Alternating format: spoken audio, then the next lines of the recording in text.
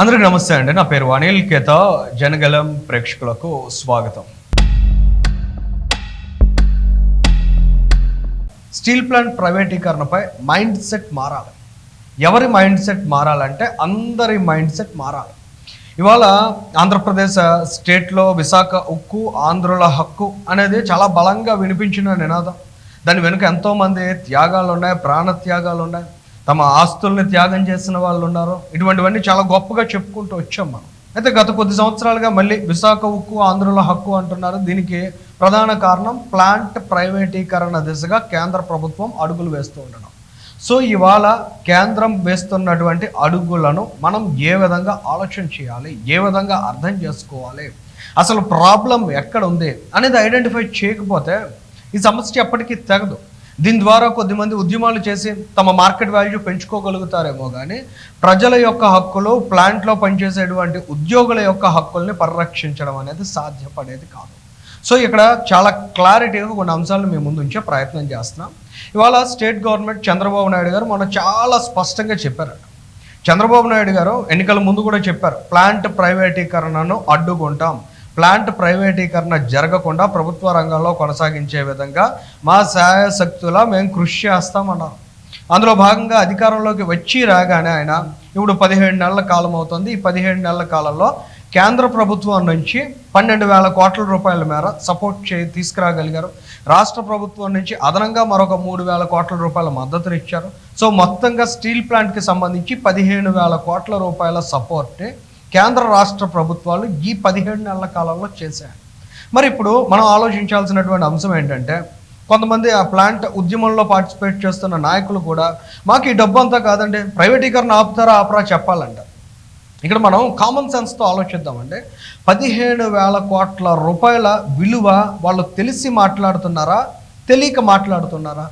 ఇవాళ హైదరాబాద్ లాంటి ఒక మహానగరం యొక్క వార్షిక బడ్జెట్ ఎంతంటే 8,000 కోట్లు. అంటే 2 బడ్జెట్స్ కలిపితే అయ్యేటువంటి అమౌంట్ వాళ్ళకి సింగిల్ సెటిల్మెంట్లో క్లియర్ చేశారు. అంటే అంత భారీ బడ్జెట్ని వాళ్ళ స్టీల్ ప్లాంట్ని సపోర్ట్ చేయడానికి ఇచ్చినటువంటి పరిస్థితి. ఒక రాష్ట్రానికి సంబంధించిన రాజధాని అమరావతి నిర్మాణం కోసం కేంద్ర ప్రభుత్వం ఇచ్చినటువంటి సాయం ఎంతంటే 15,000 కోట్ల రూపాయలు.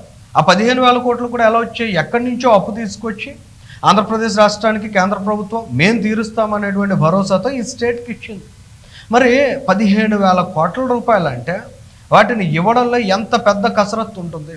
ఇవాళ పోలవరం లాంటి ప్రాజెక్ట్ని మనం చూస్తే 2 ఆర్థిక సంవత్సరాల్లో పోలవరం ప్రాజెక్ట్కి ఇస్తామని కమిట్ అయినటువంటి మొత్తం సపోర్ట్ 12,000 కోట్ల రూపాయలు. అంటే అంత భారీ హ్యూజ్ అమౌంట్ స్టీల్ ప్లాంట్ని సపోర్ట్ చేయడానికి ఇస్తే దాన్ని కూడా చాలా లైటర్ వేవ్లో చూస్తూ ఇది సాయం కాదు, ఇది మమ్మల్ని మోసం చేస్తున్నారు, దీని ద్వారా మాకు ఒరిగేది ఏం లేదు, ప్లాంట్ ప్రైవేటీకరణను అడ్డుకోవాలి. కొంత కామన్ సెన్స్తో మళ్ళీ ఆలోచిద్దాం. అంటే ప్లాంట్ ప్రైవేటీకరణ ఎప్పుడు అడ్డుకోగలుగుతారండి ఎవరైనా? ఇవాళ ప్లాంట్ని అసలు ప్రైవేటీకరణ ఎందుకు చేయాలనుకున్నారు? అక్కడ ఉద్యోగుల యొక్క ఆలోచన విధానం, అక్కడ ఉద్యోగుల యొక్క సరళి నచ్చకే కదా, అక్కడ కాలయాపన చేయడం వల్లనే కదా. కొద్దిమంది ఉద్యోగులు అయితే వాళ్ళు అసలు ప్లాంట్కే వెళ్లకుండా వాళ్ళకి సబ్స్టిట్యూట్గా ఎవరినో 10,000కి 15,000కి ఉద్యోగాల్లో పెట్టి లక్షల రూపాయల జీతాలు తీసుకుంటున్నారనేటువంటి ప్రచారం కూడా వారి మీద ఉంది కదా. మరి ఇటువంటివన్నీ జరిగాయి. కేంద్ర ప్రభుత్వానికి స్పష్టమైన రిపోర్ట్స్ ఉన్నాయి వీటి మీద. ఇలాగైతే ప్లాంట్ని ఎప్పటికీ కూడా వీళ్ళు పురోగతిలోకి తీసుకురాలేరు, ప్లాంట్ని స్ట్రెంగ్తన్ చేయలేరు. ఖచ్చితంగా ఇది ప్రైవేట్ రంగంలో నడిపిన ఎంతో కొంత లాభాల బాట పట్టడానికి అవకాశం ఉంటుంది అనేటువంటి ఆలోచన కేంద్ర ప్రభుత్వానికి రావడానికి వెనుక అసలు కారకులు ఎవరండి? స్టీల్ ప్లాంట్లో ఉన్నటువంటి ఉద్యోగులు కదా. ఇవాళ వాళ్ళందరూ చెప్తున్నారు ప్రైవేటీకరణ అడ్డుకోవాలి. ప్రైవేటీకరణ అడ్డుకోవాలంటే ఏం చేయాలి? వాళ్ళు ప్రొడక్టివ్గా మారాలి. వాళ్ళ పనితనం అనేది స్టీల్ ప్లాంట్ మెయిన్ గేట్ పక్కన ఉండే టెంట్లో కాదు కదా. వాళ్ళ పనితనం అనేది ప్లాంట్ లోపల చూపించాలి. కొన్ని సంవత్సరాల్లో ప్లాంట్ లాభాల బాట పట్టింది కదా, మరి కొన్ని సంవత్సరాల్లో ఎందుకు నష్టపోయింది? ఒక ఏడాది వచ్చినటువంటి రిసోర్సెస్ ఇంకో ఏడాది రాకుండా ఎందుకు ఉంటాయి? అక్కడ ఉండేటువంటి టెక్నికల్ ప్రాబ్లమ్స్ ఏమైనా ఉన్నట్లయితే వాళ్ళు బహిరంగంగా మాట్లాడుకుని రిజాల్వ్ చేసుకోవచ్చు కదా. ఇవాళ రాజకీయంగా కూడా అనేక వ్యాఖ్యలు చేస్తున్నారు. మరి అటువంటి వ్యాఖ్యలు చేసే వారికి ప్లాంట్లో ఉన్నటువంటి సమస్యలు ఇవి అనే ప్రత్యక్షంగా ప్రజలకు వివరించడంలో వచ్చినటువంటి ఇబ్బంది ఏముంటుంది? అసలు నిజంగా స్టీల్ ప్లాంట్లో పనిచేస్తున్నటువంటి ఉద్యోగులకి ఏమైనా మానవత దృక్పథం ఉన్నట్లయితే, లేదా అక్కడ ఉద్యోగులు అనే కంటే కూడా ఉద్యమ నాయకులు కనాలంటే వాళ్ళకి ఎక్కడైనా కన్సర్న్ ఉన్నట్లయితే అసలు ఏ రోజైనా నిర్వాసితుల సమస్యల గురించి వాళ్ళు బలంగా నిలబడి పోరాటం చేశారా? ఇవాళ అక్కడ పనిచేస్తున్న వాళ్ళందరూ ఎక్కడి నుంచి వచ్చారండి? వాళ్ళందరూ అక్కడ ఏమైనా త్యాగాలు చేసిన వాళ్ళ?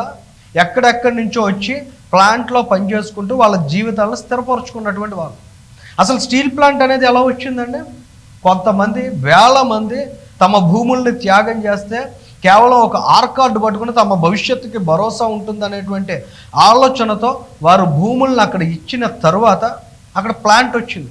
ఇవాళ అటువంటి నిర్వాసితులు ప్లాంట్ ప్రైవేటీకరణ జరుగుతుందంటూ అక్కడ ఒక టెంట్ వేసుకుంటే వచ్చినటువంటి రాజకీయ నాయకులు, లేదు మా ఉద్యోగ సంఘాల నాయకులు వేసిన టెంట్ దగ్గరికే మీరు రావాలి, అక్కడ నిర్వాసితుల టెంట్ దగ్గరికి వెళ్ళడానికి వీల్లేదు, వాళ్ళది ఏమంత సమస్య కాదు, వాళ్ళకు ఉద్యోగాలు ఎప్పుడు ఇచ్చినా పర్వాలేదు, వాళ్ళకు ఉద్యోగాలు ఇవ్వకపోయినా పర్వాలేదు, వాళ్ళ సమస్య అసలు సమస్యే కాదు అనేటువంటి ప్రచారాన్ని ఎలా బిల్డ్ చేస్తారండి?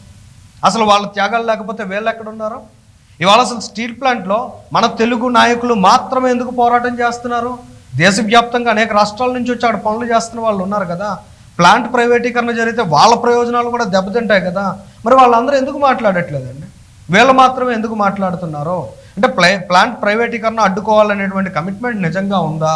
ఉన్నట్లయితే దానికి ఇది విధానం అవుతుందా అడ్డుకోవడానికి? అసలు ప్లాంట్ ప్రతిష్టను పెంచుతున్నారా, లేదంటే వ్యక్తిగతంగా వీళ్ళ మార్కెట్ వాల్యూ పెంచుకుంటున్నారా? ఇవన్నీ కూడా ఆలోచించాల్సినటువంటి అంశం. ఇవాళ స్టీల్ ప్లాంట్ ప్రైవేటీకరణ ఖచ్చితంగా అడ్డుకోవాల్సినటువంటి బాధ్యత రాష్ట్ర ప్రభుత్వం మీద ఉంది, కేంద్ర ప్రభుత్వం మీద కోణంలో ఒత్తిడిని కూడా తీసుకొస్తుంది. కానీ ఇదేదో అలుసుగా తీసుకుని దీన్ని మనం వీలైనంత వరకు వాడేద్దాం అన్నట్లు బ్లాక్మెయిలింగ్ ధోరణితోటి రాష్ట్ర ప్రభుత్వాన్ని ఏదో ఎరకాటంలో పెడతాం. ఇది ఒక్క స్టీల్ ప్లాంట్ ఉద్యోగులు ఓటేస్తే వచ్చినటువంటి ప్రభుత్వం కాదు. ఇది ఆంధ్రప్రదేశ్ రాష్ట్ర ప్రజానీకం అంతా కలిసి కట్టుగా ఏర్పరచుకున్నటువంటి ప్రభుత్వం. ఆ విషయాన్ని కాస్త విజ్ఞతలో పెట్టుకుని మాట్లాడాలి, ఎవరు మాట్లాడినా కూడా. ఇవాళ విశాఖ ప్రజలు కావచ్చు, ఆంధ్ర రాష్ట్ర ప్రజానీకం కావచ్చు, ప్రభుత్వ రంగంలో కొన్ని వ్యవస్థలు, కొన్ని సంస్థలు ఉండాలని ఎందుకు కోరుకుంటారంటే, ప్రభుత్వానికి ఆయా సంస్థల ద్వారా వచ్చేటువంటి మేలు నేరుగా వచ్చినట్లయితే అది ప్రజలకు ఉపయోగపడుతుంది అనేది. అసలు వాళ్ళు ప్రొడక్టివ్గా మారకుండా ఎప్పుడూ నష్టాల్లో ఉంటూ మమ్మల్ని జీవితకాలం ఈ ప్రజలు కట్టేటువంటి పన్నులతోటి మా సంస్థను పోషించాలంటే ప్రజలు కూడా ఒకనొక దశకు వచ్చిన తర్వాత యాక్సెప్ట్ చేసేటువంటి పరిస్థితి ఉండదు. వీళ్ళు చాలా గొప్పగా చాలా సందర్భాల్లో చెప్తున్నారు, మేము కోవిడ్ టైంలో ఆక్సిజన్ సిలిండర్ సప్లై చేయించాం, ప్లాంట్ నుంచి చేయించాం, ప్రభుత్వ రంగంలో ఉన్నాం కాబట్టి చేయించగలిగాం, ప్రైవేట్ రంగంలో ఉన్నట్లయితే ఎవరన్నా చేస్తారా? ఎవరన్నా చెప్పారా మీకు అలాగా? వాళ్ళ కోవిడ్ వ్యాక్సిన్ తయారు చేసింది ఎవరు? ప్రభుత్వ రంగమా, ప్రైవేట్ రంగమా? మరి వాళ్ళు ఏమన్నా తలో వ్యాక్సిన్కి తలో ₹1,00,000 తీసుకుని వ్యాక్సిన్ పొడిచారా? మనకి కాదు కదా. మెట్టెక్ జోన్లో ICU యూనిట్స్ ఏర్పాటు చేశారు. మరి అవన్నీ ఏది ప్రభుత్వ రంగమా, ప్రైవేట్ రంగమా? కోవిడ్ కష్టకాలంలో ₹10 ఉన్నాడు కూడా ₹5 తిని ₹5 సాయం చేసినటువంటి పరిస్థితి. అటువంటి సందర్భంలో స్టీల్ ప్లాంట్ నుంచి ఏదైతే వాళ్ళు సహకారం అందించారో దాన్ని కూడా మేమేదో గొప్పగా చేసాం, ఖచ్చితంగా మీరు చేసినటువంటి అంశాన్ని ఈ రకమైనటువంటి మార్కెటింగ్లో కాకుండా మీరు సంస్థను ప్రొడక్టివ్గా మలుచుకోవడంలో చూపించినట్లయితే ఖచ్చితంగా ప్రజలు కూడా హర్షిస్తారు. రానున్న రోజుల్లో మరిన్ని సంస్థలు ప్రభుత్వ రంగంలో కొనసాగడానికి మీ తాలూకా కృషి అనేది దోహదం చేస్తుంది. అంతేగాని ఇవాళ రాజకీయ అంశాలకి ఈ సిచ్యువేషన్ని ముడిపెట్టి తద్వారా ఏదో ప్లాంట్ ఉనికిని నెట్టుకుంటూ వెళ్దాం అనుకుంటే ఏడాది, 2 ఏళ్ళు, 3 ఏళ్ళు నెట్టగలరు తప్ప జీవితకాలం అది సాధ్యపడదు. ఖచ్చితంగా ప్రైవేటీకరణ అడ్డుకోవాలనే అంకితభావం మీలో ఉన్నట్లయితే ఫస్ట్ ఆఫ్ ఆల్ అక్కడ ఉండేటువంటి ఉద్యోగుల యొక్క మైండ్ సెట్ మారాలి. మీరు ఇమీడియట్గా ప్లాంట్ని ప్రొడక్టివ్గా ఎలా మలుచుకోవాలి, ఏ విధమైనటువంటి కమిట్మెంట్స్తో మేము చేయగలుగుతాం, దీనికి ఉన్నటువంటి ఇబ్బందులు ఏంటి, ఆయా అంశాలన్నీ విశాఖ ప్రజలకి, రాష్ట్ర ప్రజలకి అర్థమయ్యేలా వివరించడం, ప్లాంట్ అంతా ఏకతాటిపైకి రావడం. ఇది కేవలం అక్కడ ఉద్యమాలు చేసేటువంటి నాయకులకు సంబంధించిన సమస్య కాదు కదా, ప్లాంట్లో పనిచేస్తున్న కొన్ని వేల మందికి సంబంధించినటువంటి అంశం. ఇవాళ అక్కడ ఒక చిన్న కాంట్రాక్ట్ ఉద్యోగానికి వెళ్ళాలన్నా అక్కడ ఉండేటువంటి నాయకులు డబ్బులు దండుకుంటారు అనేది బహిరంగ సత్యం కదా, ఎవరికన్నా తెలియని విషయం అదే, అందరికీ తెలిసినటువంటి అంశమే కదా. మొన్న ఈ మధ్య కూడా కాంట్రాక్ట్ ఉద్యోగులుగా ఎవరైతే తొలగించబడ్డారో వాళ్ళందరూ స్పష్టంగా చెప్పారు కదా, మేము 3 లక్షలు ఇచ్చాం, మేము 4 లక్షలు ఇచ్చామని. ఇలాంటి చిల్లర పనులన్నీ చేసింది ఎవరో, కోట్లు దండుకుంది ఎవరో. అక్కడ ఎవరన్నా బయట వ్యక్తుల్లో టెండర్ వేసే అవకాశం ఉంటుందో, అక్కడ కూడా సిండికేట్ కదా. మరి వాళ్ళ స్టీల్ ప్లాంట్ ఉండడం వల్ల ఎవరికి ప్రయోజనం ప్రభుత్వ రంగంలో అనేటువంటి ప్రశ్నలు ఉత్పన్నం అవుతాయి కదా ఇలాంటి అంశాల చుట్టూ. ఖచ్చితంగా ఇటువంటి అంశాలన్నింటినీ కూడా క్లియర్ చేయాల్సిన అవసరం ఉంది. అంకిత భావంతో అక్కడ ఉండేటువంటి ఉద్యోగ సంఘాలు, ఉద్యోగ సంఘ నాయకులు కూడా పనిచేయాల్సినటువంటి అవసరం ఉంది. రాజకీయాలకు దూరంగా ప్లాంట్ యొక్క ప్రయోజనాలే పరమావధిగా వారంతా ఆలోచన చేయాల్సి ఉంది. రాజకీయ నాయకుల దగ్గరికి వెళ్ళి బ్లాక్మెయిల్ చేసేటువంటి ధోరణిని విడిచిపెట్టాల్సినటువంటి అవసరం కూడా ఉంది. ఇలాంటి అంశాలన్నీ సంస్కరించుకోకపోతే ప్లాంట్ని కాపాడడం చంద్రబాబు నాయుడు గారి తరమే కాదు, కేంద్ర ప్రభుత్వ తరం కూడా కాదనే విషయాన్ని కూడా వారు గుర్తుంచుకోవాల్సినటువంటి అంశాన్ని గుర్తు చేస్తున్నాం. ఈ వీడియోకి సంబంధించి మీ అభిప్రాయాన్ని కూడా కామెంట్ చేయండి. Thank you.